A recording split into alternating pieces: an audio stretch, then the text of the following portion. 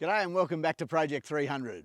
This will be the first of two videos talking about my new Kaymar rear bar and dual wheel carriers.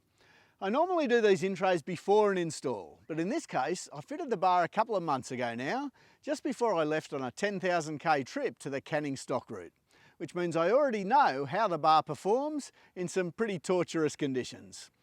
It's fair to say that a rear bar is a very useful bit of gear when travelling remotely, either for the ability to carry two spare tyres, or if you prefer, containers of fuel or water. Relocating the spare is also required before you can install a long-range fuel tank, as I've also done. When I was looking at my rear bar options for the 300, it was the Kaymar this time that immediately stood out from the others, thanks to some brilliant design work that's gone into it.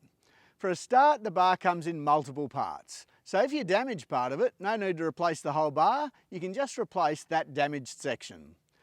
The swing arms sort of form part of the channel of the bar, and they remain there with or without the carriers fitted. So there's no more dealing with grease and bearings and axle shafts when you want to remove a carrier or swap to jerry can holders. You just undo 4 standard bolts and off it comes. The integrated swing arms also mean the bar doesn't extend behind the factory bumper, giving a departure angle which is streets ahead of any other bar for the 300.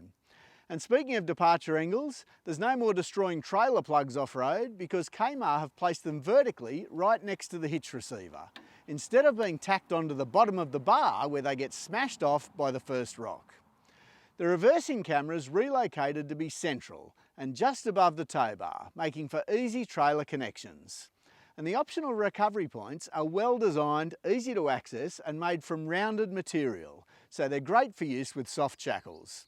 It's a brilliant piece of engineering that really sets a new standard for rear bar design.